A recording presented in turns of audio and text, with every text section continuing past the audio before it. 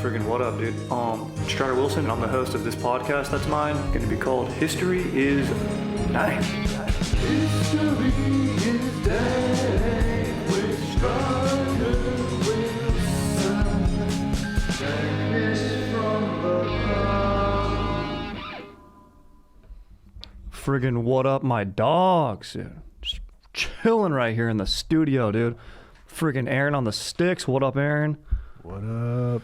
Dude, so just a little bit of like my personal history, dude. Freaking recent news, dude. Just been posting up, chilling, dude, you know. Sipping on some nice Elysian Space Dust IPAs, dude. Didn't even realize these things were 8%ers, dude. I'm sipping on them, dude, and, you know, they're hitting my dome a little bit hard, and I'm like, I'm only 2 in right now, and I'm ready to call it a night. So, freaking enjoying those space dusts, dude.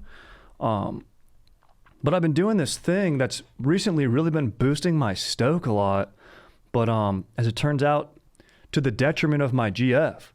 I've been doing this thing where it's very immature, but I don't know why I get so much pleasure from it. I take like a finger pistol, like I just take my hand, sometimes 2 fingers, sometimes just one, just the index, sometimes the middle finger and the index, like like when you're a little kid, dude, when you're going around playing cops and robbers or whatever.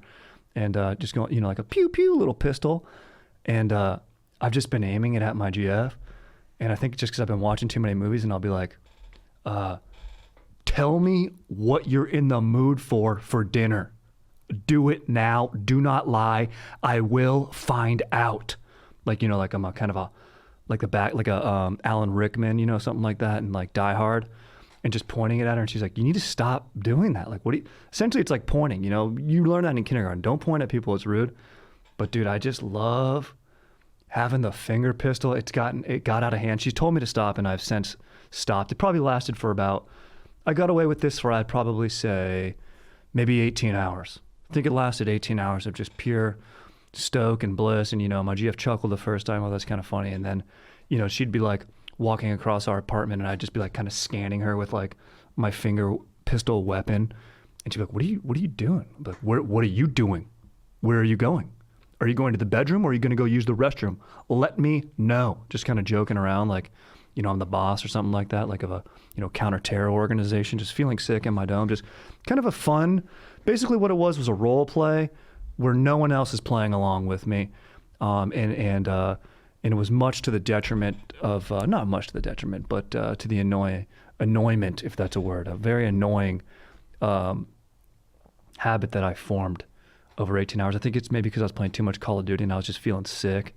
Like I just imagine myself when I'm holding that finger pistol, like, shirtless, green beret. Like every time I'd aim it at her and be like, should we do whole wheat noodles tonight from Trader Joe's? They're amazing. I can barely taste the difference. You were correct about that. Or should we make the raviolis, the frozen raviolis? It's easier. It's less of a cleanup. Let me know. What do you want to do?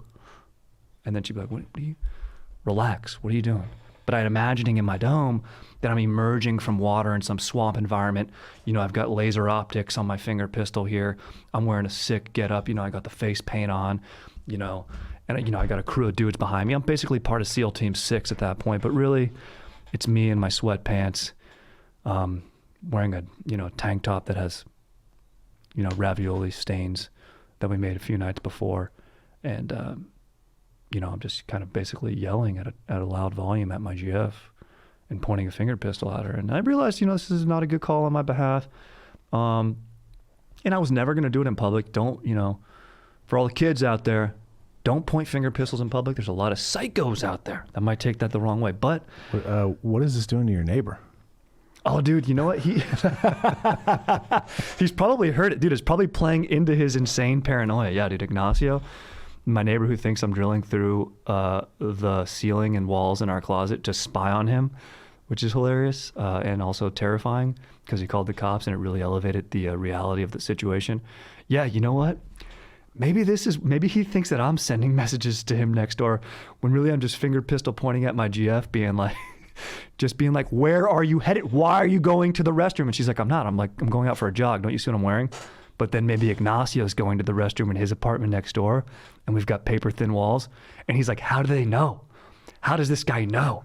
Okay, and is he a Marine? I'm terrified of this guy. He sounds like a Marine. In my dome, I think I do a pretty good Marine sounding voice, even though I'm soft and you could never cut it. But yeah, Aaron, great, fascinating to think about. I'm glad I've since dialed it back, and you know what? Yeah, that's terrifying. You know what? Everything you do, it's the butterfly effect. Everything has a little ripple, unbeknownst to you. So you got to be careful how your words and actions, that's why you want to put that positivity, that stoke out there, because you never know how your words and actions are going to be received, you know? And this somewhat plays into what we're talking about today, because I'm telling myself a story in my dome, but what story and how is that being perceived by others that we're sharing this friggin' rock with, you know what I'm saying? So, yeah. Aaron, fire quest, dude. Yeah, now I'm scared a little bit, dude. Now I'm glad my GFs told me to stop. One, because it was making her not stoked, and then two, because, you know, hopefully Ignacio won't want to kill me. He'll come in and be like, I was going to the bathroom. He'll drill through my, now I'm paranoid he's going to drill through my walls. Oh man, it's a vicious cycle. Okay, so for today's friggin' dank historical share, we're going to be looking at a piece of world literature, dude. Okay? And I want you guys in your domes, you know, cruising in your cars right now, sipping on your coffees, dude. Maybe you're freaking doing yoga while listening to this pod, which would be friggin' sick. Maybe you're hiking while listening to this, dude. You know, maybe you're just doing your taxes or something. I don't know. But keep this in the back of your dome. World lit, dude. What is that? World lit. Friggin' sounds like some sort of EDM festival, you know? Maybe if you drop out the world, or like lit, but maybe it's like mythical worlds. I went to a rave once with JT and San Bernardino called Nocturnal. And for some reason, any rave or any like dance tent I've ever been in, I've been in a few dance tents, okay? Don't go sleeping on me. I've worked my way through a few dance tents, okay, before I met my GF. One might even say I met my GF in the dance tent. Very serious, very rhythmic. We're talking like that Zion scene from Matrix 3. Yeah, that's me, dude. Just vert. Just working on my vert in those dance tents. Sorry, must correct. It's Matrix 2. Is it? Oh, it's reloaded, yeah. Appreciate that, dude. See, that's why you are invaluable. Aaron is such an asset to have, because he's going to come in. Aaron, please always correct. You know, I'll get excited. I'll get rambling. Matrix 2 Reloaded, which was not a great movie. It had those annoying characters who were like, are we getting upset? Yes, we're getting upset. Which was like kind of a cool... Yeah, there's a lot of questions of answering questions. Yeah. But the action, I mean, that motorcycle chase on the freeway was... my jaw dropped. It was amazing. That is true. That's literally like one of the only things I remember from that movie. Obviously, don't remember the dance scene. Thought it was Matrix 3. But yeah, that chase scene's amazing. Is Ronin the best chase scene in all movies? Vehicle chase scene? I think Ronin is super overrated. Whoa. I do. I Damn. lay it down. Whoa. That's gnarly. You know what's a terrible movie? It just came out on Netflix. I think it was a Michael Bay movie with... damn, who's in it? Ryan Reynolds, I think, is in it. 6 Underground? 6 Underground. Dave Franco is like doing the chase scene in the beginning. It's a pretty long chase scene. That's sick. So that's one to check out. Also, dude, the foot chase scene in James Bond.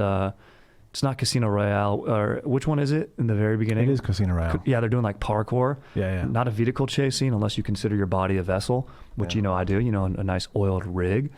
I always appreciate and enjoy. But yeah, that's a freaking sick one. Dude, I mean, the ultimate foot chase, Point Break. Good call. Oh, dude. Yeah, I'm just getting fired up. Like, I feel nostalgic thinking about that right now. So good, dude. Yeah. His knee comes back to him. They set that up earlier. Beautiful. Catherine Bigelow, dude, friggin' genius. Just, Keanu, I'm an FBI agent. And then it ends with him shooting just wildly into the sky. Yeah, dude, he's so a cop. Okay. Some little kid, like, you know, a mile and a half over in a playground just got ended because the shell casings are coming back down because of gravity. Because he couldn't bear to shoot his friend. Maybe you saw the Goodyear blimp up there. You know that, I heard a stat a while back that's like, the Goodyear blimp gets like 1,000 pounds of lead in it a year because people shoot at it. Isn't that unbelievable? That is crazy.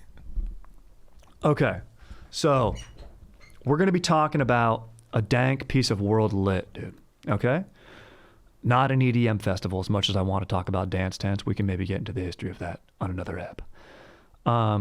So world literature is a term that it sounds like something that we've always talked about or like, you know about just because of going to school.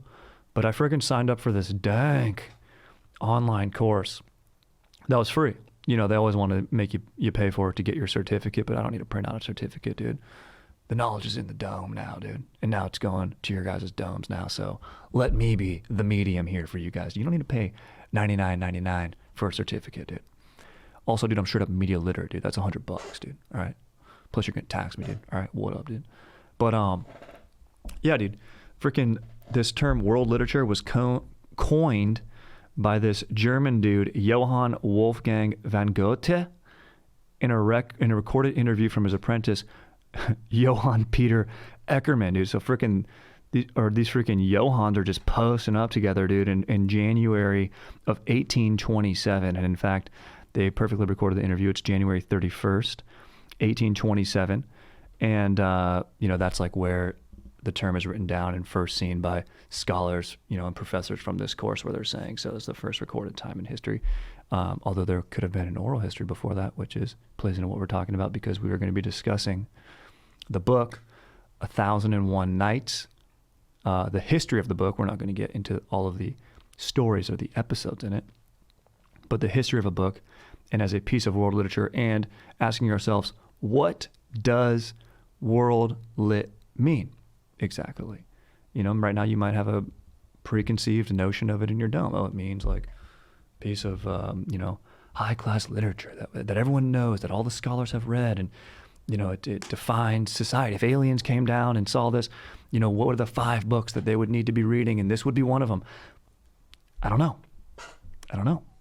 Maybe that's not what you're thinking. Maybe that's just what I thought. And honestly, 1001 Nights is more commonly, you know, we know it commonly as Arabian Nights, and we know the story of Aladdin or Sinbad or Alibaba, which, fun fact, were not even in the original the original 1001 Nights, and was there an original 1001 Nights. So it's just like, what makes up the significance, and how is this significant to us today as a people? And can we look back on it and freaking, you know, get fired up in our domes knowing that we just learned about this? Because I was like, dude, I didn't know anything. I knew there was Aladdin. I thought it was a book that was like in, you know, I would say like the Arabian literature canon. It is not. This French dude, Antoine Galland, right? He's the first European translator of 1001 Nights. And he does this in the 18th century France, right? And like I just mentioned, the stories Alibaba, Sinbad, Aladdin were not parts of the original text. So there was a text before his. Obviously, he had to translate something. And this guy, Galland, teams up with this Persian orator, Hana Diab, was his name. And he adds these stories. And basically, the Arabian Nights, aka 1001 Nights, started out, as most ancient texts do, as oral history, like, you know, the Legend of Gilgamesh, or the Odyssey is dictated by Homer, and then that's probably a story that was dictated by other Greek bards, and in this case you have Persian orators, and these orators have a high status in society. Dude, we freaking love stories. That's what fires me up about this, to talk about this so much, is just the power of storytelling. And I think 1001 Nights really, really highlights that because of the framework for the story.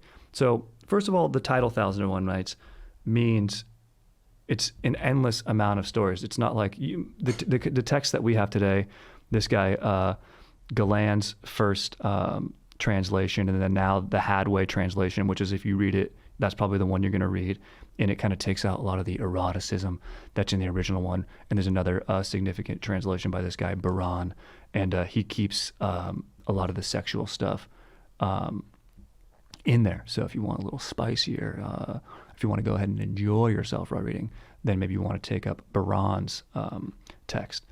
But the Hadway translation is what is mainly circulated now, and then in this course, what they recommended to read. And of course, as I've always done in every class I've ever been in, did not read it. Went online, looked up stuff about it. So let me be the one who's looking it up and now imparting the dank knowledge to you guys. But I think it would be worth reading, and I think it sounds like there's a lot of cool eps. But what I'm saying is, there's not like there's exactly 1,001 eps, and we have all these lost eps, or by episodes I mean stories within it, because it's a story collection. The Odyssey is an epic. Tale of Genji, which is like the first novel written by like Lady Murasaki. It's Japanese, about like Japanese high court. That's a novel. Involves like a protagonist, this guy Genji, and follows him, and we see the world through his lens, and that's what a novel would be, a main character, and there's growth and change. A story collection doesn't have to have a frame story, but it has a bunch of episodes, aka various stories, put together in one text and then shared. Sometimes, it can just be a collection of short stories like Kirk Vonnegut. They're just, many authors have done them, but like, yeah, there's no real thread tying it together. It's just like, boom, here's a bunch of Dank stories, check it out. Or like, what are those like old ghost story books that they used to read? They just made a terrible movie about it. I'm blanking on the title of it, but yeah, something like that. But the Dank frame story, 4001 Nights, it has to do with our storyteller, our narrator. So I talked about the status of bards and orators, right? And 1001 Nights started out obviously as oral stories that were shared all over the Arabian Peninsula. And then finally they were written down. And so we have our storyteller, the clever Scheherazade, and she's a legend.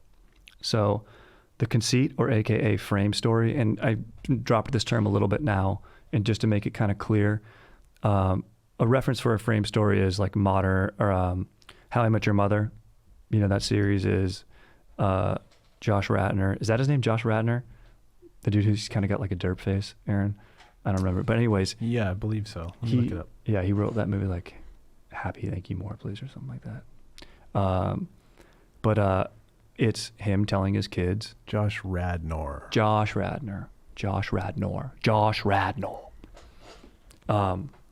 He's telling his kids how he met his mom. Every episode, we go to the past when he was younger. Boom, it's a frame story. The Dank movie, that I can't believe. What's the Rob Reiner movie that's so good? The man that's like, my name is Edmond Dantes. You killed my father. Prepare to die. Well, you just got Count of Monte Cristo in there. Oh, that's it. Yes, that's Edmond Dantes. Yeah, my name is Diego Montoya. Princess Bride. Yeah, that's it. Yeah, dude, Edmond Dantes. That's hilarious, dude. Edmond Dantes. Yeah, dude, freaking Dumas, dude. Alexander Dumas. Threw a little Caviezel in there. Yeah, dude, Jim Caviezel, a weird dude. Yeah. Weird dude. Good actor. I don't know if I want to post up with a one-on-one hangout with Jim Caviezel. Group setting, limited dose, a little what up, hey, what's new with you? Then, I take my beer another direction and go post up with one of my boys I'm more familiar with. That's my Jim Caviezel style hangout. It's not like, me wanting to hang out with The Rock or something like that, where I just, want to be, literally get perched up on his shoulders and just have him piggyback me around a party, or just like hang out with him and spot him in one of his workouts and be so honored to spot him. Jim Caviezel, nah, dude. Nah. Imagine if Jim Caviezel was a Peloton instructor, dude. All right, here we go. We're going to cleanse our souls. We're going to run. Everything is uphill. Life's a battle. I don't know. Every workout is arms outstretched like Jesus on the cross. Just you take it. No hands. This whole workout's a no hands ride. So Princess Bride's a frame story. It's freaking young Fred Savage being told a story by his grandpa, and then we go back, and it's not different stories we go to. We're visiting one, but it is still a frame story that flashes to the story that is super fun for us to live in that movie. Dank movie. If you haven't watched it, watch it. So we have Scheherazade, and she's a straight up legend, dude. She's telling this story to the king, and now there's a king in the story that's gone mad because his wife slept with another dude, and he couldn't believe that he was betrayed. And so the way the king's dealing with this is that he's going to sleep with 1,000 different women, and then he kills them after he sleeps with them. And Scheherazade's father is the one supplying the king with these women, and then since the king's killing so many women, he's running out, and he has to supply his own daughter. So Scheherazade, not wanting to die, comes up with this idea that she will tell the king these amazing stories and then kind of leave little cliffhangers so that he won't want to kill her. So he'll want to keep hearing these amazing stories, keep listening, therefore she will keep living and not be killed. That's the basic conceit. However, Scheherazade is not just going to do that. She's not going to just try to evade her own life. She's going to try to be a sort of savior, and in fact, her name, if you translate it, means freer. And she is going to be sort of teaching the king how to be a better ruler. So in essence, she's kind of like the first therapist, this healing through talking. I've been talking about how dank it is to have storytelling and you hear stories. Scheherazade, you could look at as being maybe the first recorded therapist of all time for this fictional king. Also, a fire positive note, there's a dank author, Leela Sabar. She wrote a book called Scheherazade. So she takes the he out of Scheherazade. And it's a feminist adaptation about a woman living in Algiers in France and establishing her own identity using the orientalizing tropes and stereotypes of her as an exotic woman. Say, oh, you know, people like to compartmentalize. They like to pigeonhole, dude. Don't put me in a box, dude. If I'm some SoCal, doesn't mean I surf. I suck at surfing, bro. I'm bad at it, dude. I'll try to longboard short break. I'll go down, but guess what? I mean, I love it. I get fired up on it. But you might be like, oh, he's a SoCal guy. Oh, he surfs. No, dude. I bodyboard. I'm not good at swimming. It's just, so, you know, you can't, people try to understand something, and maybe these texts in Galland, you know, he knew, yes, he was fascinated by it. Yes, he had a passion for the Middle East, but it was used sort of, and, you know, you can't help the people of the time and even ourselves today. You know, we preach from where we stand. We read from where we sit, you know? So if we're hearing about a world that's far away, we go, oh, that's just how people are there. It's like, no. We don't want to get some of their own stories. We want to get some of their own texts. And my biggest takeaway from this is, who's telling you the story? Do they have an ulterior motive for telling you that story? And find out, you know? When I was in middle school, my boy Cameron used to be like, dude, you should have been at 3 Arc last night, dude. My buddy Jordan's older brother Devin jacked a bottle of Jack from his parents, dude. We got hammered on the beach at a bonfire. It was sick. Then I talked to Jordan about it, and he's like, no, dude, it was just me and Cameron. And we barely took a few sips of Jack Daniels. And yeah, it wasn't, I mean, I guess you could call it a bonfire. We had a few M80s. And I'm like, okay. Yeah, so Cameron, maybe he had a good intent with what he was telling me. He wanted to chill with me and kick it and maybe show me a good time. But really, he was just embellishing about that time. I'm not saying that Galland was an embellisher here or anything wrong, but I'm just saying, be freaking aware in your domes, dude. And be fired up by storytelling and be fired up by chase scenes and storytelling, dude. So that's about it. 1,001 nights, not 1,000 stories. Are there missing stories? Yeah, there's probably some out there that weren't put in there. But really, there's about 220 to 280 stories, depending on the translation you read. Boom. 1,001 nights, the one refers to an endless night. Boom. There you go. Now you know. Now you freaking know, dude. And it's sick to think about, dude. And so what does world lit mean? It can mean a few different things. It can mean a text that, sure, some of it can sort of teach us about what a civilization is like. I think Taylor Genji would do a better job of doing that. That novel about high-class court culture in Japan, and written by someone of the time, does a great job of that. 1,001 Nights, translated by a French dude, probably lets us know more about what's going on in us, in our Western domes, as we perceive other cultures. And that, I think, is a valuable lesson and is reason enough for it to be in the category of dank world lit. All right, take a few questions, dude. When I get my dank GF and I have a kid, what bedtime story will you choose to read him or her? Okay, this is, maybe he didn't write this right. Is he asking me? It's from Kyle, dude. What bedtime story will I choose to read my kid? Dang, dude, putting the pressure on me right now too. Even more pressure than my GF, dude. Dude, I would probably say, I liked Mike Mulligan, dude, and Machine Shovel when I was a kid. But Honestly, dude, I'd go with like maybe my boy Declan's one night stand stories, but maybe tell them to my kid, just replacing, you know, the characters. Like, you know, Declan talks a lot about like smoke shows in Cabo, or quote bunnies he met in Miami. And, you know, maybe with bunnies it works. You know, I could talk about Declan and bunnies, and, you know, that's interesting to a kid. So basically, yeah, keep the one night stand story, but just change all the characters to animals, and then, yeah, it might be good for a kid. That's what I'll do. Aaron, do you have any Dank, you know, bedtime stories that you enjoyed or you would like reading? Or I don't remember any specifically. I think, you know, I would stick with, and I plan to stick with Dr. Seuss and the Berenstain Bears. Berenstain Bears, legit. Yep. Yeah. Yep. What do they say about the title of that? Don't they talk like about a multiverse with that? Because everyone says it wrong. Yeah, everyone thinks it's a Berenstein, but it's spelled Berenstain. Interesting. It's the Mandela effect. Fire. People forgetting what things actually look like. It's a mystery. That is mysterious and fire. Strider, dude, get me stoked, please. Late. From Anonymous. Well, I see his email name. That's hilarious. I mean, dude, if you want to get stoked, it's not going to last a long time, but if you got a GF, or maybe even your if you don't have a GF, maybe your grandma, your loved one, point a finger pistol at them for a little bit until they tell you to stop. It's going to be fun. It's a little bit, you know, malevolent here, but you got to be a little dicey sometimes. You know, tell your grandma, Grandma, do you feel like making a cherry pie today? Do you? Are we in the mood for cherry pie? No, Grandma. Let me get the pan out of the cabinet. Don't want me hurting your back now, do we? Don't want me hurting your back now, do we, Grandma? Okay. Maybe you do that, and then she tells you to stop or gets really weirded out. Or maybe she plays along with it. You know, grandmas are pretty dank. You know, you'd be surprised by the sense of humor of, you know, a dank grandma sometimes, dude.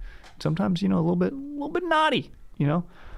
Anyway, that could get you stoked for a little bit, dude. Other than that, dude, just, you know, maybe tan your beehole or something. Do a little perineum tanning. Chad always recommends that. Let's see here, dude. Spanish flu, H1N1 of 1918. We are now in a similar global crisis, but 100 years later. I think that's pretty interesting. I think it'd be cool to look at how the world responded. Did they quarantine like us? How long did it last? And what were the effects 1 to 3 years after the pandemic hit? Dude, interesting. I mean, right when this COVID-19 pandemic started, yeah, I think I was having a conversation with JT and being like, dude, you know, looking at this exact reference, the 1918 flu, and it was right after World War I, and a lot of soldiers were traveling back to the United States and their respective countries. So they were grouped up together. So it came back overseas from soldiers. And that one, I think in particular, actually targeted, like, you know, the COVID-19's targeting, you know, people that are 65 and up. And then obviously people at health risk are always going to be especially affected by these diseases because they have underlying issues. But I think that was unique about it, that it kind of contacted seemingly healthy young people, but a lot of these soldiers were the healthy young people, and I think the ones who were maybe first exposed. I'm not exactly what animal it came from, what it was born from. Aaron, do you know what the Spanish flu was born from? Was it pigs? A lot of it's... I believe so. It's associated with swine flu. Mm-hmm. But in any case, I think that one spread more rapidly because of the clusters of people traveling together back from wartime. This was before, you know, widespread antibiotics, or I don't know when penicillin was invented, but it's a viral infection, so it's not going to help. But once someone would recover from the flu, you can therefore contract a infection that's one's viral, and you can get like a regular infection, straight up like a sinus infection or a lung infection after you've had the flu, because your body's been weakened from the disease. So a lot of people died from flu-related illnesses, which would be those subsidiary infections, because of no antibiotics. So now we're in a more modern era. We have antibiotics, so maybe those secondary infections from COVID won't affect us as much. But then again, we're a more connected, more global world. So I think COVID would have been really bad if we didn't do the social distancing. We would have been hit like super hard because we're so interconnected nowadays. So it's good that we didn't. And it's good that we did socially distance. And I do know about it is that it kind of hit in 1918. It was like in the spring, there was an initial wave, but then it came back with a vengeance in the fall and flu season. So I think we need to look out for that with COVID. We need to be careful. Even if we can come out of physical distancing in the summertime or whatever, still be cautious and be ready and stay healthy this fall. Let's see. That was from the Princeton lacrosse team. What up, dudes? Let's see here if we want any more. Yo, what up, the man, the myth? Stoked to hear about your pod, and even more stoked that it's about history. Same, dude. What up? Just wanted to throw out 2 names of some elite fellas for some potentially legit conversation material. Graham Hancock has some pretty wild and intriguing theories about ancient history. I always love hearing more about. And Graham Hancock is less of a historian, but equally as epic in storytelling. Oh, very nice. We talked about storytelling today. Hope this is to some use in your squad. Drake. I didn't catch a second name. Maybe his name is the second name. Drake. What up, legend, dude? Yeah, dude, this dude Graham Hancock from like Ancient Aliens. Fire series. I always enjoy watching Ancient Aliens with those guys' takes. It's just a fun way to sort of like visualize things. I don't think it really holds credibility, but it's a friggin' fun show to watch. I crushed those seasons, and I crushed that one dude's got great hair, dude. The Greek dude, love that guy's hair. But yeah, dude, it's pretty. I don't know too much about Graham Hancock. I know Ancient Aliens is Dank, dude. I freaking would scope his book. I think he was on Rogan, dude. I think maybe. Who hasn't been on Rogan? But it's freaking. Well, we haven't. That's true. Well, don't worry. Don't worry. But you know what? Maybe it makes me think of this Dank. I love from World War II, dude. Freaking fired up on World War II. This Dank P-38 Lightning, dude, which are sick looking planes. It's got like the pilot's like, I think, cockpit's in the middle, and then like the fuselage part of the planes are on the side. So it's kind of this like weird interconnected looking. It's a pretty unique looking plane. It's freaking sick. And there's a P-38 Lightning that got lost called Glacier Girl, because like they were flying, and this was World War II. Like there was like a secret Icelandic base they were going to, and I think they were just transporting some stuff. And then a blizzard came in, they got lost, and then they were radioing down, and they're like, "Oh, our landing strip's closed, it's blown out." So then they turned back to go to the base that they came from, and then they're like, "Nope, this is closed out, it's blown out. You guys can't even land here." And so this squadron of like a few P-38 Lightnings, including Glacier Girl and like I think a B-17 as well, landed on some glaciers, dude. They just freaking post up there. The crew was later rescued, but they left the planes. And I think like part of that ties into like this conspiracy theory, ancient alien stuff is like, then crews went to look for these planes in the 80s, and I think the Glacier Girl was found. And it's kind of cool today. Like that plane's flying today. They put a new engine in it, and like it travels around. You can go see the actual Glacier Girl plane. But, excuse me, the conspiratorial thing of it is how quickly and how deep in the ice it was. And like so a lot of conspiracy theorists will be like carbon dating, or like people use glacier, I don't know, like freaking isotopes to date, woolly mammoths and stuff, and get like how old and when they roamed the earth. And they could have been roaming the earth way later than we think, and died off way later than we think, and like the ice age lasted blah blah blah how much longer. The experts are wrong. And human error, it always exists, so it's fascinating to think about. But like, I think the scientists probably understand isotopes and stuff better than freaking I do, and I trust those dudes. But you can't deny that these planes sunk. They were under like 70 feet of ice when they really should have just been under like 8 or 10 feet, and pretty easy to recover, because from like 1940, that's only 40 years. And so I think they went in the 80s, they couldn't get it out, and then they went back later on to get it out. But yeah, that's kind of interesting to think about. So freaking roll that in the pipe and smoke it, dude. Sick. All right, dudes, that's freaking it. Thank you guys for listening. This was a challenging ep. I bit off a large chunk here, so hopefully I was able to chew it up and administer it in a nice, digestive, auditorial freaking digestive way. Hopefully I was a bard that was worthy of sharing this dank piece of oral history. So, and, world lit. So fired up. Thanks for listening and freaking stay stoked. I love you, dude.